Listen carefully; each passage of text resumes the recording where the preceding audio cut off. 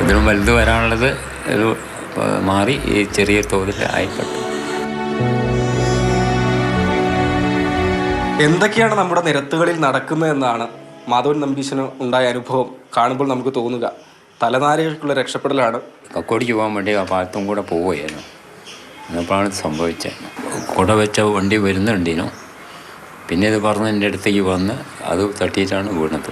തലയിടിച്ചാണ് വീണത്. ആ തല സൈഡിൽ വളരെ വീണത്. അതുകൊണ്ട് പിന്നെ ഇങ്ങനെ വരികയും ചെയ്തു, മുറിയും ചെയ്തു. 2-3 സ്റ്റിച്ചിട്ടുണ്ട്. കുട വീണ ആ ഓട്ടോയിലെ ആൾക്കാർ തന്നെ വന്ന് കൊണ്ടുപോയി സ്റ്റിച്ചൊക്കെ ചെയ്ത് ഇവിടെ വീട്ടിൽ കൊണ്ടാക്കി. ഓട്ടോക്കാരെന്ത് പറഞ്ഞു? സാധാരണ അവരിങ്ങനെ ഈ കുട തുറന്ന് വെച്ചിട്ട് തന്നെയാണോ വിൽപ്പനയ്ക്ക് പോകാറുള്ളത്?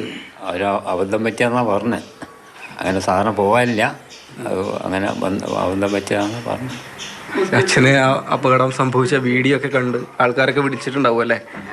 വീഡിയോ കണ്ടപ്പോൾ എന്ത് തോന്നി? ഇവിടെ CCTV അവിടുന്ന് എടുത്തിട്ട് ഒരാൾ കാണിച്ചു തന്നപ്പോഴാണ് ഇതാണ് സത്യാവസ്ഥ അതപ്പോഴാണ് മനസ്സിലാക്കുന്നത്. അതുവരെ ജസ്റ്റ് ആ കൊട ചരിഞ്ഞു, അതിൻ്റെ അറ്റം കൊണ്ട് മുറിഞ്ഞു, അത്രയും നമ്മൾ മനസ്സിലാക്കിയിട്ടുണ്ടായിരുന്നുള്ളൂ. ഇത്രയും സീരിയസ്നെസ് അതിൻ്റെ പുറകിലുണ്ട് എന്നുള്ളത് മനസ്സിലായത് എല്ലോ ഈശ്വരൻ്റെ സാന്നിധ്യം കൊണ്ട് തന്നെ വളരെ രക്ഷപ്പെട്ടു.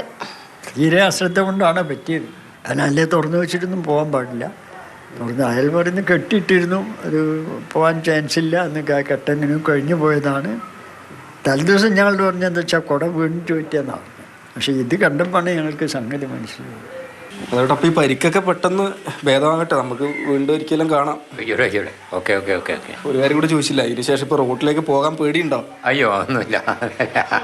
വിടാൻ അത്ര ധൈര്യം കിട്ടുന്നില്ല. എങ്ങനെ റോട്ടിലേക്ക് പറഞ്ഞു വയ്ക്കാൻ ഒരു ധൈര്യം വരുന്നില്ല. ഇപ്പോൾ പേടിയാണ്, ഇപ്പോൾ നല്ല പേടിച്ചു. എന്തായാലും വീട്ടിൽ വിശ്രമത്തിലാണ്. എന്തായാലും അദ്ദേഹത്തിന് ഇത്രയും മാത്രമേ പരിക്കേറ്റിട്ടുള്ളൂ എന്നതാണ് ഏറ്റവും ആശ്വാസകരമായ കാര്യം.